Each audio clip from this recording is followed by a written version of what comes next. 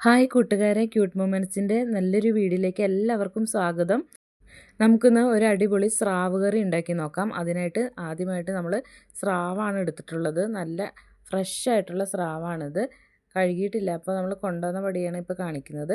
അതിനുശേഷം നമുക്ക് ഈ ബ്ലഡൊക്കെ കളഞ്ഞ് നല്ല രീതിയിൽ കഴുകി വൃത്തിയാക്കിയിട്ട് എടുക്കാം. അതിൽ ബ്ലഡൊക്കെ പോണവരെ 2-3 പ്രാവശ്യം നല്ല രീതിയിൽ തന്നെ കഴുകി വൃത്തിയാക്കിയിട്ട് നമുക്കെടുക്കാം. അങ്ങനെ നമ്മൾ മീനൊക്കെ കഴുകി വൃത്തിയാക്കി എടുത്തു വെച്ചിട്ടുണ്ട്. ഇനി നമുക്ക് അടുത്ത എന്തൊക്കെ വേണം കറിക്കുന്നത് നോക്കാം. അതിനായിട്ട് നമ്മൾ എടുത്തു വെച്ചിട്ടുള്ള സാധനങ്ങൾ നമ്മൾ കാണിച്ചു തരാം.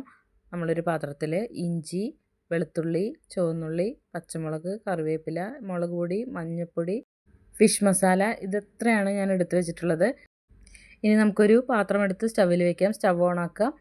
പാത്രം ചൂടായതിന് ശേഷം മാത്രം കുറച്ച് ഓയിൽ ഒഴിച്ച് കൊടുക്കുക. നിങ്ങൾക്ക് ഏതാണോ ഇഷ്ടമുള്ള ഓയിൽ അത് ഒഴിച്ച് കൊടുക്കാം. ഇനി എണ്ണ ചൂടായിട്ട് വരുമ്പോഴത്തേനും നമുക്ക് കടുക് ഇട്ട് കൊടുക്കാം. കടുക് ഇട്ട് കൊടുത്തിട്ടുണ്ട്.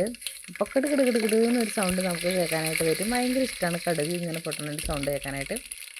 കടുക് പൊട്ടിയതിന് ശേഷം നമ്മൾ ചെറുതായിട്ട് അരിഞ്ഞു വെച്ചിട്ടുള്ള ഇഞ്ചിയാണ് ഇട്ട് കൊടുക്കുന്നത്. നമുക്ക് കടുകെല്ലാം പൊട്ടിക്കഴിഞ്ഞ് ഇനി നമുക്ക് ഇഞ്ചി ഇട്ട് കൊടുക്കാം. ഇഞ്ചി ഒന്ന് ചെറുതായിട്ടൊന്ന് ചൂടായി വന്നതിന് ശേഷം മാത്രമേ അടുത്ത സാധനം നമ്മൾ ഇടുള്ളൂ. അപ്പോൾ ഇഞ്ചി നമ്മളൊന്ന് ഇട്ടു, എല്ലാം ഇഞ്ചി ഇട്ട് കഴിഞ്ഞു. അപ്പോൾ അത് ഒന്ന് ഇളക്കി കൊടുക്കുക. ഇളക്കി കൊടുത്തതിന് ശേഷം നമ്മളിനി വെളുത്തുള്ളിയാണ് ഇടാനായിട്ട് പോകുന്നത്. ഇനി നമ്മൾ വെളുത്തുള്ളി അതിനോട് ചേർത്ത് കൊടുക്കുകയാണ്. അങ്ങനെ വെളുത്തുള്ളി ഇഞ്ചി എണ്ണയിൽ കിടന്ന് തിളയ്ക്കുന്ന സമയത്ത് നമുക്ക് അതിലേക്ക് കുറച്ച് ഉള്ളി കൂടി ഇട്ട് കൊടുക്കുക. നമ്മൾ അരിഞ്ഞ് വെച്ചിട്ടുള്ള ഉള്ളി ഇട്ട് കൊടുക്കാം. അങ്ങനെ വെളുത്തുള്ളി, ഇഞ്ചി, ചുവന്നുള്ളി എണ്ണയിൽ കിടന്ന് തിളയ്ക്കുന്ന സമയത്ത് നമുക്ക് ഇനി അതിലേക്ക് പച്ചമുളക് കൂടി ഇട്ട് കൊടുക്കാം. നമ്മൾ അരിഞ്ഞ് വെച്ചിട്ടുള്ള പച്ചമുളക് അതിലേക്ക് തട്ടി കൊടുക്കാം. അതിന് ശേഷം നമുക്ക് ചെറുതായിട്ടൊന്ന് ഇളക്കി കൊടുക്കാം. ഇപ്പം നമുക്ക് അതിലെ ഉള്ളിയുടെയും ഇഞ്ചിയും എല്ലാം കളറൊക്കെ പതുക്കെ മാറി വരണമായിട്ട് കാണാം. അപ്പോൾ നമ്മളിങ്ങനെ അതിന് കുറച്ചുകൂടെ ബ്രൗൺ കളർ ആവണ വരെ നമ്മൾ ഇളക്കിയൊക്കെ കൊടുക്കുക.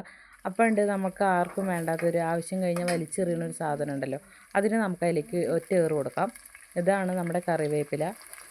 അങ്ങനെ നമ്മുടെ കറിവേപ്പിലയൊക്കെ ഇട്ട് നമ്മളിങ്ങനെ നന്നായിട്ട് ഇളക്കി മിക്സാക്കി നല്ല ബ്രൗൺ പരുവത്തിലായി കഴിയുമ്പോൾ മാത്രമേ ഇനി നമ്മൾ പൊടി ഐറ്റംസുകളൊക്കെ ഇടുകയുള്ളൂ. അപ്പോൾ ഏകദേശം ആയി തുടങ്ങിയിട്ടുണ്ട്. നമ്മളിങ്ങനെ കുറേ നേരം ഇളക്കി കുറേ നേരം വെയിറ്റ് ചെയ്യണതിന് പകരം നമ്മൾ കുറച്ച് ഉപ്പിട്ട് കഴിഞ്ഞാൽ നമുക്ക് വേഗത്തിന് തന്നെ ഇത് വാടിക്കിട്ടും. അപ്പോൾ നമ്മൾ കുറച്ച് ഉപ്പിട്ട് കൊടുത്തു. ഞാൻ 2 ടീസ്പൂൺ ഉപ്പാണ് ഇട്ട് കൊടുത്തിട്ടുള്ളത്. നിങ്ങൾക്ക് ആവശ്യത്തിനനുസരിച്ചുള്ള ഉപ്പിടാം. അപ്പോൾ ഉപ്പിട്ട് കൊടുത്ത് നമ്മൾ വീണ്ടും ഇളക്കുകയാണ്. ഇളക്കിയതിന് ശേഷം ഇപ്പോൾ നമ്മളെല്ലാം ഇളക്കി കൊടുത്ത് നല്ലോണം അതെല്ലാം വാടി ബ്രൗൺ കളറായി വന്നിട്ടുണ്ട്. ഇനി നമുക്ക് അതിലേക്ക് പൊടി ഐറ്റംസാണ് ഇട്ട് കൊടുക്കേണ്ടത്. അപ്പോൾ നമുക്ക് ആദ്യമായിട്ട് എന്താ ഇട്ട് കൊടുക്കേണ്ടതെന്ന് നോക്കാം. ആദ്യമായിട്ട് ഞാൻ ഇടുന്നത് മഞ്ഞൾപ്പൊടിയാണ്. ഒറിജിനൽ മഞ്ഞൾപ്പൊടിയാണ് ഞാൻ ഇട്ട് കൊടുക്കുന്നത്. ആവശ്യത്തിന് ഞാൻ ഇട്ട് കൊടുക്കുന്നുണ്ട്. അതിനുശേഷം മുളക് പൊടിയാണ് ഇട്ട് കൊടുക്കുന്നത്. സാധാ മുളക് പൊടിയാണ്. എല്ലാ പൊടികളും നമ്മുടെ ആവശ്യാനുസരണം ഇട്ട് കൊടുക്കാവുന്നതാണ്. ഇനി ഞാൻ ഇട്ട് കൊടുക്കുന്നത് ഫിഷ് മസാലയാണ്. നെല്ലറയുടെ ഫിഷ് മസാലയാണ് ഞാൻ യൂസ് ചെയ്തിട്ടുള്ളത്. വളരെ ടേസ്റ്റി ആയിട്ട് എനിക്ക് തോന്നി. ഞാൻ യൂസ് ചെയ്തിട്ടുള്ള ഫിഷ് മസാല അല്ലാതെ നിങ്ങൾക്ക് ഇഷ്ടമുള്ള ഫിഷ് മസാല നിങ്ങൾക്ക് യൂസ് ചെയ്യാവുന്നതാണ്. അപ്പോൾ നമ്മൾ പൊടികളല്ലാതെ ഇട്ട് കൊടുത്തു. ഞാൻ ഇതിനൊരു കണക്ക് പറയുന്നില്ല, കാരണം എനിക്ക് കറി ഉണ്ടാക്കുമ്പോൾ കുറച്ച് തിക്കായിട്ടൊക്കെ എനിക്ക് കിട്ടണം. അതുകൊണ്ട് തന്നെ ഞാൻ കുറച്ച് പൊടികളെല്ലാം ആവശ്യത്തിന് ഇട്ട് കൊടുത്തിട്ടുണ്ട്. അപ്പോൾ നിങ്ങൾക്ക് ഇതുപോലെ 1 ടീസ്പൂണോ 2 ടീസ്പൂണോ നിങ്ങൾക്ക് ആവശ്യാനുസരണം ഇട്ട് കൊടുക്കാവുന്നതാണ്. അപ്പോൾ നമ്മളെല്ലാതും കൂടെ നന്നായി മിക്സ് ചെയ്യും.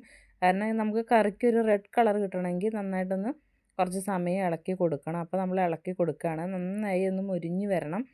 ഇതിന് ഈ മുളക് പൊടി, മഞ്ഞൾപ്പൊടി എല്ലാതും കൂടി വരുമ്പോൾ നല്ലൊരു കറുപ്പ് കളറിലേക്ക് ചെറുതായിട്ടൊരു ലൈറ്റ് ഒരു കറുപ്പ് കളറിൽ വന്നാലാണ് നമുക്ക് കറി വെച്ച് വരുമ്പോൾ അതിലൊരു റെഡ് കളറായിട്ട് വരുള്ളൂ. അപ്പോൾ നമ്മൾ നന്നായിട്ട് ഇളക്കി കൊടുക്കുക. കരിഞ്ഞു പോകാതെ പ്രത്യേകം ശ്രദ്ധിക്കണം. അതിന് ശേഷം അതിലേക്ക് കുറച്ച് വെള്ളം ഒഴിച്ച് കൊടുക്കുക. നമ്മളിതാ എടുത്ത് വെച്ചിട്ടുള്ള 3-4 കുടംപുളിയാണ് ഇതിലിട്ട് കൊടുത്ത് നമ്മളതിനെ നന്നായിട്ടൊന്ന് മിക്സ് ചെയ്യുക. അപ്പോൾ തന്നെ കറിയുടെ കളറെല്ലാം മാറി അടിപൊളിയായിട്ടുള്ളൊരു കളർ നമുക്ക് കിട്ടിയിട്ടുണ്ട്.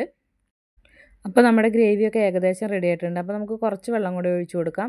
മീൻ വേകാൻ പാകത്തിന് നമുക്ക് വെള്ളം ഒഴിച്ച് കൊടുക്കാം. അപ്പോൾ നല്ല കളറൊക്കെ ആയിട്ടുണ്ട്. അപ്പോൾ നമ്മൾ ഇനി അടുത്തതായിട്ട് വേണ്ടത്, ഇനി നമ്മൾ കഴുകി വെച്ചിട്ടുള്ള മീൻ നമുക്കിതിലേക്ക് ഇട്ട് കൊടുക്കുക എന്നുള്ളതാണ്. അപ്പോൾ നമ്മൾ ആദ്യം തന്നെ ഇതെല്ലാം സെറ്റ് ചെയ്തതിന് ശേഷം കഴുകി വെച്ചിട്ടുള്ള മീൻ നമ്മൾ ഓരോന്നായിട്ട് അതിലേക്ക് പറക്കിയിട്ട് കൊടുക്കുകയാണ്. മീനല്ലാതെ ഇട്ട് കൊടുത്തതിന് ശേഷം നമുക്ക് ഒരു 20-25 മിനിറ്റ് എന്തായാലും വേണ്ടി വരും. സ്രാവ് കറി വെക്കാനായിട്ട് നമ്മൾ അത്ര സമയം വെയിറ്റ് ചെയ്യേണ്ടി വരും. അപ്പോൾ നമ്മൾ അതിട്ട് കൊടുത്ത് വളരെ നല്ല മുറുക്കമുള്ളൊരു മീനാണിത്. അതേപോലെ തന്നെ ഇതിൽ തീരെ മുള്ളുകളോ കാര്യങ്ങളോ ഒന്നുമില്ല. നല്ല സെൻറ്ററിലുള്ള ഒരു മുള്ളല്ലാതെ വേറൊരു മുള്ളുകളോ, എല്ലാവർക്കും ധൈര്യമായിട്ട് കഴിക്കാൻ പറ്റുന്ന ഒരു മീനാണ്. അങ്ങനെ നമ്മുടെ മീൻ വേവുന്നത് വരെ നമുക്ക് കുറച്ച് നേരം വെയിറ്റ് ചെയ്യാം. ഇനി ഫൈനൽ ലുക്ക് എങ്ങനെയുണ്ടെന്ന് കാണിച്ചു തരാം. ഇനി ലാസ്റ്റ് ഇതുപോലെയാണ് നമ്മുടെ മീൻകറി വന്നിട്ടുള്ളത്. അത് വെന്ത് കഴിയുമ്പോൾ കുറച്ച് പച്ച വെളിച്ചെണ്ണയും കുറച്ച് കറിവേപ്പിലയും കൂടെ ഇട്ട് നമ്മൾ നല്ല സെറ്റാക്കി എടുത്തിട്ടുണ്ട്. അപ്പോൾ നിങ്ങളെല്ലാവരും ട്രൈ ചെയ്ത് നോക്കുക. അടിപൊളി കറിയാണ്, സൂപ്പറായിട്ടുണ്ട്.